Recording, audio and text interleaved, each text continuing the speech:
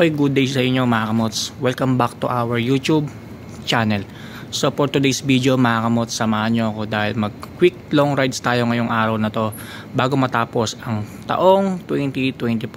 So tayo lang mag-isa mga kamots, no? Wala tayong kahit sinong kasama ngayon sa long rides natin ngayon. Kahit si manager hindi natin kasama. So talaga mag-isa lang tayo ngayon. Kaya ang gagawin natin ngayon mga kamots is mag quick long ride lang tayo para naman kahit papano meron tayong long ride na gagawin bago matapos itong 2024. Share ko sa inyo mga kamots kung saan tayo pupunta mamaya. Let's go!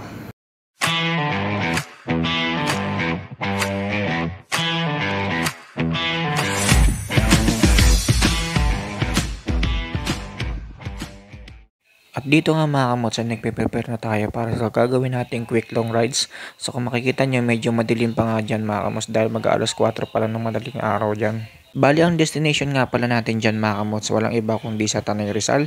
So dapat magtatagaytay kasi tayo mga kamots, pero since tayo lang naman mag-isa, pinili ko na lang mag-Tanay Rizal. Isa pa mga kamots, traffic din naman sa Tagaytay ngayon, kaya pinili ko na lang sa Tanay Rizal. Pero kung sakali nga sumama si manager, malamang sa malamang matutuloy nga kami sa Tagaytay. Dahil matagal-tagal na rin nung huli kami pumunta ng Tagaytay. So tara, alis na tayo. Alright, so yun mga kamots, time check lang muna tayo bago tayo umalis. So bali 4:06 na mga kamots ng madaling araw. So take off na tayo dito sa bahay natin mga kamots. And then larga na tayo. So since dito nga tayo magagaling sa Malabon area, dadaan tayo mga kamots sa Monumento Caloocan, papuntang Quezon City at diretso Pasig City na yung mga kamots hanggang Marikina. At after nga sa Marikina mga kamots, mag-stop over tayo kung saan pinakasikat na stopover ng mga riders sa Shell Boso-Boso Antipolo. Dahil karamihan talaga sa mga riders na umaakyat papuntang Marilaki o di kaya naman ay sa Tanay Rizal ang destination, doon talaga sila nag-i-stop over mga kamots sa Shell Boso-Boso. Dahil bukod sa malamig ang klima sa spot na yun, talaga naman mamamangha ka sa mga sceneries na makikita mo mula sa gasolinahan na yun. At after 5 minutes from Malabon, nakarating na nga tayo dito sa Monumento Caloocan. At pagdating nga dito pansin ko din na marami ng tao sa kalsada kahit na madaling araw pa. Marahil siguro ang iba mga kamots ay papasok sa kanya-kanya pa mga trabaho, habang iba naman mga kamots ay uuwi na sa kanilang mga probinsya para doon mag-celebrate ng New Year. Araw kasi ng Sabado ngayon, kaya marahil ang iba ay may mga trabaho pa. Marahil ang iba ay ngayon magbabalak bumiyahe para umuwi sa kanilang mga probinsya para sa huling long weekend bago matapos ang taong 2024. At currently mga kamots ay binabaybay na natin ng kahabaan ng Marcos Highway. Kalalagpas lang natin ang Pasig City mga kamots at di ko nga napansin na medyo nakababa pala yung camera ko dyan. Next na dadaanan naman natin mga kamots ay Marikina City. Kaya naman habang binabaybay ko tong highway na ito mga kamots ay nararamdaman ko na yung lamig na nagmumula doon sa taas ng bundok. At since mag-isa lang naman tayo sa long rides na ito ay hindi natin kailangan magmadali o di kaya naman ay maghabol sa oras. Kaya naman tamang chill rides lang ang ginagawa natin dito mga kamots para naman ma-enjoy natin ang ating long rides. Sa totoo lang mga kamots, wala naman talaga sa plano ko ang bumiyahe ngayong araw na ito. Pero dahil napag-isip-isip ko na matagal-tagal na rin nung huli kong bumiyahe ni Blacky Beat, pinorso ko na rin itong long rides na ito mga kamots, no, kahit tayo lang mag-isa. At may purpose din nga pala ako mga kamots kung bakit ko pinorso o pinush itong long rides na ito kahit tayo lang mag-isa. So mamaya i-share ko sa inyo mga kamots kung ano yung purpose ko na yun. Pero sa ngayon gusto ko muna ma-enjoy mga kamots itong di planadong long rides para naman kahit papano mabigyan natin ng relaxation ng ating mga sarili bago man lamang matapos itong taong 2024. Dahil sa totoo lang mga kamots ay may mga pinagdaanan din tayo sa buhay ngayong taon na ito. Kaya naman bilang pampalubag loob gawin natin kung ano yung mga makapagpasaya sa atin. Para sa akin itong pagmumotor ko na ito mga kamots ay isa sa mga nakapagbibigay sa akin ng kasiyahan. Kaya naman hindi na rin masama mga kamots kahit na bumiyahe tayo na mag-isa lang. Kung tutuusin mga kamots okay din naman mag solo rides. Hindi mo kailangan magmadali, kahit saang lugar makakapunta ka. Pero sa totoo lang mga kamots okay din naman kung group rides kasi mas exciting.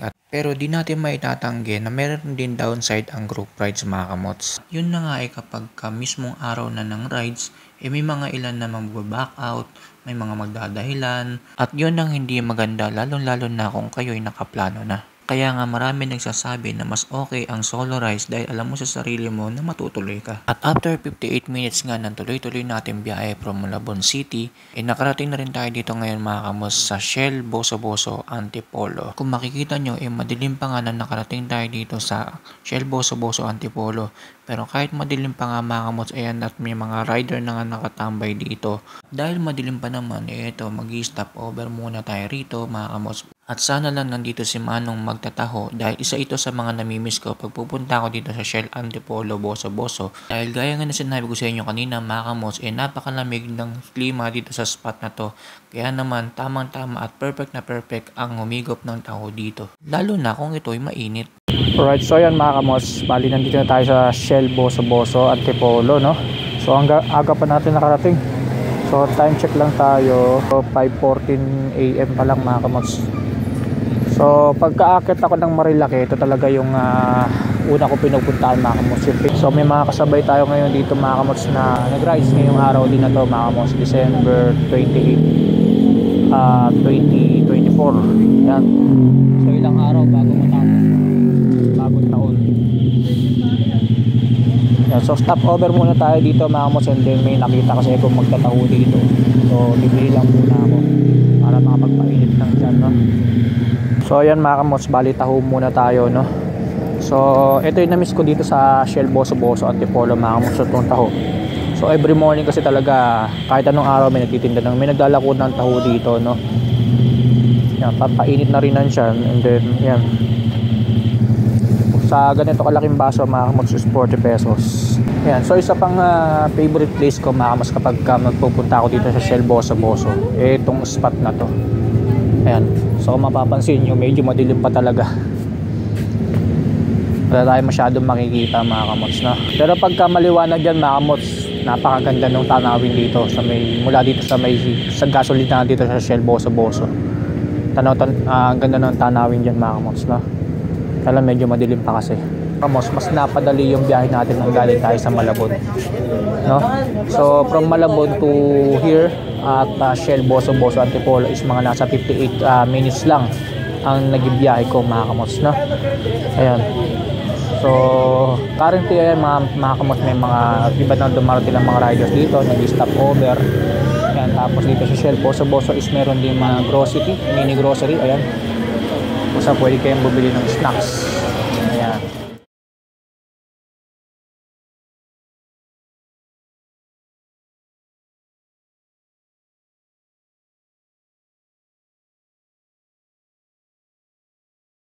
At sa hindi nga inaasahang pagkakataon mga kamos, habang naghihintay tayo dito sa Shell Boso-Boso at nagpapahinga, bigla naman bumuhos itong napakalakas na ulan dito sa area na ito. Kaya naman walang patid ang dating ng mga riders dito para sumilong dahil nga sa lakas ng buhos ng ulan. Marahil karamihan sa mga bumiyahe ngayong araw na ito mga kamots ay hindi inaasahan na magiging ganito ang panahon dito sa area ng Rizal. Maging tayo hindi rin natin in-expect ito. Pero hindi naman tayo nag-aalala mga kamos dahil meron naman tayong dalang kapote. So time check lang tayo, 6:24 AM na. At tuluyan na nga nagbukang liwayway mga kamots, pero hindi namin talaga inaasahan na ganito ang magiging panahon dito sa Rizal area. Dahil kung nakita nyo naman kanina mga kamots, habang bumibiyahe tayo napakaliwalas ng panahon. Para bang walang senyalis na uulan. Kaya naman dito pa lang mga kamots ay napaisip na ako kung itutuloy ko pa ba ang aking long rides. Pero since nandito na rin lang tayo mga kamots, wala na tayong no choice kundi tumuloy na lang din. Meron din naman tayong dalang kapote, kaya naman wala rin naman tayong aalalahanin pagdating sa biyahe. Pero kawawa talaga yung mga walang dalang kapote sa araw na ito. Talagang no choice sila kundi sumugod sa ulan. At dahil nga maliwanag na mga kamots, eto at papakita ko sa inyo yung scenery dito sa Shell Boso-Boso. Ito nga sinasabi ko sa inyo kanina mga kamots na scenery na makikita nyo dito sa Shell Boso-Boso. So napakaganda nga mga kamots, sa punong-puno nga ng mga puno sa ibaba. At dyan nga makikita pa natin mga kamots yung sea of clouds.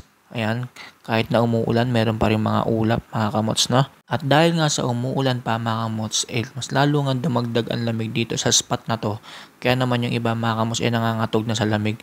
So time check lang tayo mga kamots is 6:45 AM na. Pero hindi pa rin tayo makalis dito sa Shell Boso-Boso, gawa nga na malakas pa rin ang ulan. Syempre kahit may kapote tayo, hindi tayo basta-basta susugod sa ulan, lalo na kung malakas ito. Kaya naman tamang hintay lang muna tayo. Many hours later. At hindi pa rin nga tumitigil ang ulan pero wala tayong choice kundi umalis na sa Shell Boso-Boso mga kamots, no? So time check lang tayo mga kamots, 8:40 AM na. So nandito tayo ngayon sa Cafe Natividad mga kamots. So dito ko napili mag-breakfast at magpainit dahil nga sobrang nilalamig na ako mga kamots, no? So tara samahan nyo ako mga kamots, pasok tayo sa loob. Pakita ko sa inyo kung ano yung mga mabibili nyo dito sa Cafe Natividad at kung ano-ano yung mga almusal na pwede nyong kainin dito mga kamots, no? Kapag pupunta kayo dito sa Marilaki. So this is the second time na kumain ako dito sa Cafe Natividad mga kamots at ngayon ko nga lang nakita itong mga pasalubong tinda nila mga kamots. So meron silang cashew nuts dito, merong mga assorted nuts, tapos may chicharon, ayan, mushroom chicharon. And then meron din silang mga tindang mga biskotso dito, mga kamots, mga toasted bread, and then may mga mani rin silang tinda rito, mga kamots. Ayan, so mga karamihan talaga dito mga kamots is pasalubong ang tinda. Ayan, so sa mga gustong bumili ng pasalubong dito sa Tanay Rizal, ayan, meron sila rito. May mga cookies, ayan, may mga brownies, ayan. At pagpasok nyo nga dito sa loob mga kamots, ito na yung mga almusal na pwede nyong pagpilian dito sa Cafe Natividad. Ayan, so isa lang yung mga dessert na yan sa mga pwede nyong kainin dito mga kamots, no? So kayo na lang ang pipili kung anong gusto nyo. At dito naman sa area na to mga kamots, ginagawa yung mga kape na orderin nyo dito sa Cafe Natividad. Ayan, so napakaganda ng place dito mga kamots, napaka-relaxing at napakaganda ng ambience. At ito naman yung pinaka-menu nila mga kamots. So ito, pumipili na ako ng kakainin ko dito sa Cafe Natividad ngayong umaga. Ayan, so syempre magkakape tayo mga kamots. And then sa pagkain, pumipili pa kung ano ba yung pwede natin makain dito. So kung makikita nyo sa menu mga kamots, medyo mga pricing nga lang yung pagkain nila dito mga kamots. Pero napakasarap naman ang pagkain nila. So marami ka nga palang pagpipilian na pagkain dito sa Cafe Natividad mga kamots, no? So hindi lang puro kape. So pwede ka rin kumain dito ng mga breakfast meals, mga pangtanghalian, may mga ulam. So hindi lang sila basta nagtitinda lang ng kape mga kamots, no? So marami rin pwedeng pagpilian.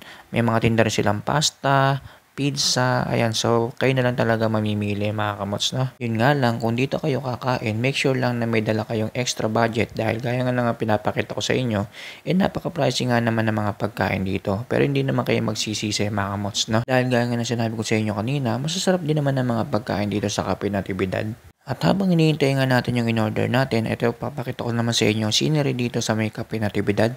So maganda rin naman yung scenery dito mga kamots, no? Kitang-kita rin naman yung mga magagandang tanawin. At sa baba nga nito mga kamots, parang meron sila dito nga event center or event place kung saan pwede kayo mag-celebrate ng mga birthday nyo dito, debut. Ayan, so ngayon ko lang ito nakita mga kamots, dati wala yan. At ito naman yung mga nakasabay natin kumain dito sa Cafe Natividad today. So konti lang kami ngayon dito mga kamots, dahil siguro sa umuulan, wala pa masyadong tao. Pero lahat ng mga nakasabay kong kumain dito, puro kape rin ng mga in-order nila mga kamots dahil perfect nga ang kape dito sa spot na to dahil nga sa sobrang lamig ng panahon dito, lalo na pa umuulan pa nga. At habang naghihintay nga tayo ng in-order natin, eto nga tayo at nilalamig na mga kamots, no? Dahil nga sa sobrang lakas ng ulan, kahit na nakakaputi tayo, nabasa pa rin naman tayo mga kamots, no? Kaya hindi ko na rin naiwasang mga tug sa lamig mga kamots kasi sobrang lamig talaga dyan. Lalo na nabasa pa tayo ng ulan. Kaya wish ko na sana dumating na yung order natin dahil lamig na talaga ako. At gustong gusto ko nang humigop ng mainit na kape. Pero wala matagal pa rin talaga yung serving. Kaya tamang hintay-hintay lang muna tayo dyan mga kamos na. And finally, na-serve na rin itong salted caramel coffee na in-order natin dito sa Cafe Natividad. So kanina pa pala yan tapos gawin mga kamos. So nakalimutan lang iserve ng server. Kaya naman nung pagtikim ko medyo lumamig kanina. Kaya naman pinainit ko ulit. Kaya medyo nagtagal yung serving talaga. And finally mga kamos, nakahigop na rin tayo ng kape. At medyo uminit na yung sikmura natin at medyo nabawasan na yung panlalamig natin. At ayun na nga, tapos na rin tayo makapag-breakfast. So may natira pang 4 na slice ng pizza na in-order natin. So bali iuwi ko na lang yan kay manager tsaka sa sister-in-law ko para naman makakain sila. So bali papabalot na lang natin tong pizza ang natira mga kamots and then magbabayad na rin tayo sa cashier. And then maya maya ay babachi na rin tayo at aalis na rin tayo dito sa Kape Natividad. Okay na okay yung pizza, masarap. So bali niligpit ko na yung mga pinagkanan ko mga kamots at ito na yung bill natin dito sa Kape Natividad. So almost 500 mga kamots, ako lang mag-isa. So gaya ng sinabi ko sa inyo mga kamots, kung may extra budget kayo, isa to sa mga pwede ko mai-recommend sa inyong kainan dito itong Kape Natividad mga kamots. At ayan na yung pizzang pinabalot natin and then magbabayad na tayo dito sa cashier. After nga natin makapagpahinga at makapagbayad sa cashier mga kamots, ito na nga't lalabas na tayo sa Kape Natividad. And currently mga kamots, hindi pa rin talaga tumitila yung ulan.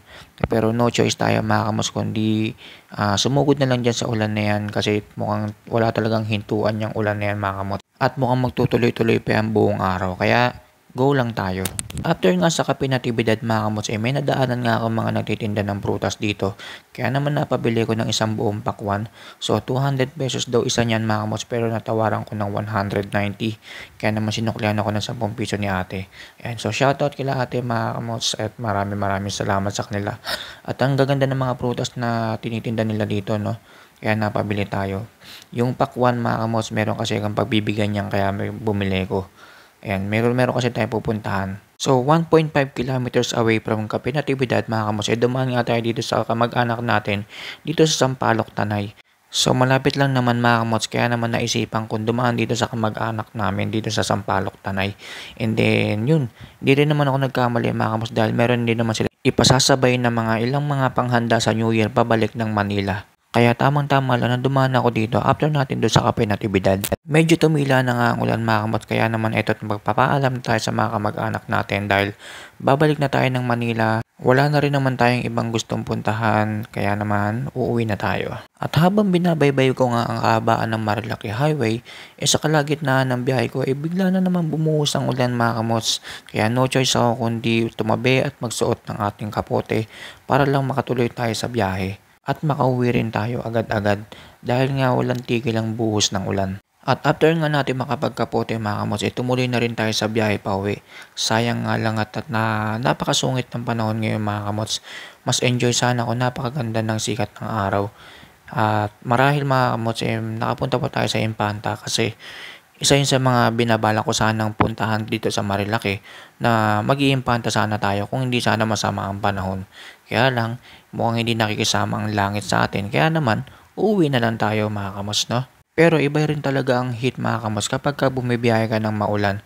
Pero syempre, kailangan mo rin mag-ingat dahil sa basaang kalsada na pwedeng maging cause para maaksidente ka. Kaya naman advice ko sa mga bibiyahe ng Marilaki, lalong-lalo na kapag ganitong umuulan, magdaan-daan lang tayo sa pagmamaneho. Para naman kahit papano, safe pa rin naman tayo makauwi. Isang advice ko pa nga pala sa mga bibiyahe dito sa Tanay or kahit saan man lugar na malalamig, magdala kayo ng mga extra jacket para naman malabanan nyo yung lamig habang bumibiyahe kayo. Kasi sobrang lamig talaga ngayon, lalo-lalo na is December. Alam naman natin pag December, sa ganito mga lugar, talagang malalamig talaga ang panahon mga kamos, no? Kaya dala kayo ng extra jacket and para paano malabanan natin yung lamig. And then lastly mga kamos, na tips ko sa inyo, kapag bibiyahe kayo sa mga long rides, wag nyo magkakalimutan magdala ng kapote. Kaya umulan o umaraw kasi may mga unexpected event talaga na nangyayari. Tulad nito na hindi ko inaakalang uulan dahil nung pag-alis natin kanina napakaaliwalas ng panahon. Kaya be sure mga kamos na may dala kayong kapote mailagay nyo sa mga motor nyo bago kayo umalis para ready kayo kung in case na bumuhos ang napakalakas na ulan. So ngayon mga kamots, bumibiyahe na tayo pa uwi and balak ko muna mag-stop over at bumalik ulit sa Shell Boso Boso para tapusin na itong vlog natin. Mamaya explain ko sa inyo mga kamots kung ano nga ba yung purpose ko rin mga kamots kung bakit ko ginawa itong solo long rides na ito bago matapos ang taon. Sayang nga lang mga kamots at napakasungit ng panahon habang ginagawa natin itong solo long rides na ito.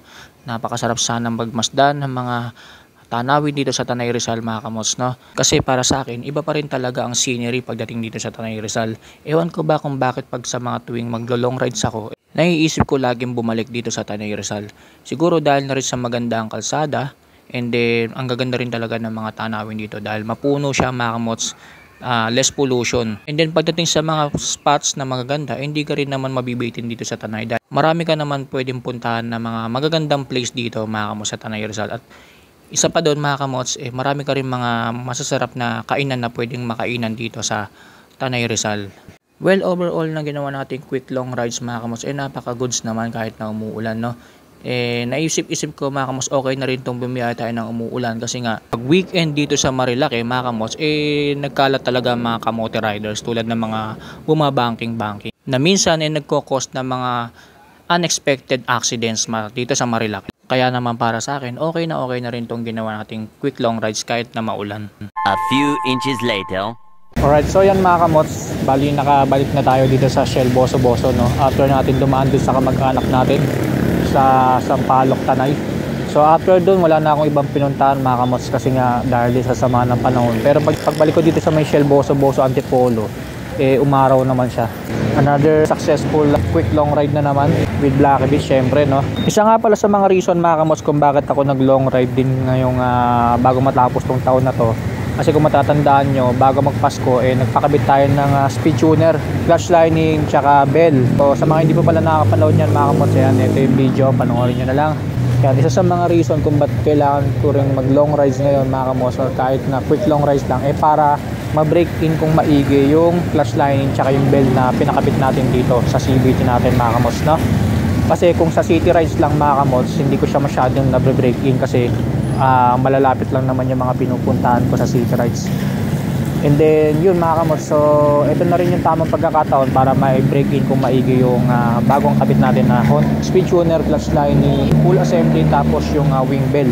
So sa mga nagtatanong pala mga kamots, ano ba yung set ng panggilid natin ngayon as of December 2024, naka full speed tuner CVT tayo mga kamots, no? So umpisahan natin sa pulley drive base, so from speed tuner, and then yung bola.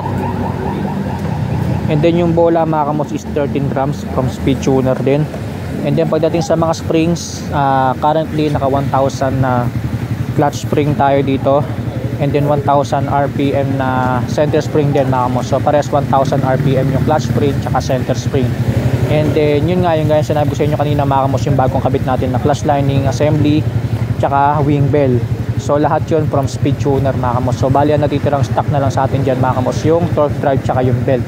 And then yung slide piece pala, so genuine din pala kasi yung kinabit na slide piece ni bossing dyan. Noon nagpapalit tayo ng slide piece sa speed tuner. Ayan, so currently yan yung natin, setup na panggilid natin mga kamots as of December 2024. Sa mga nagtatanong pala mga kamots, hindi naman siya ganun ka lakas sa gasolina mga kamots kahit na nagpalit tayo ng buong panggilid natin, no? So ito papakita ko sa inyo yung fuel consumption natin.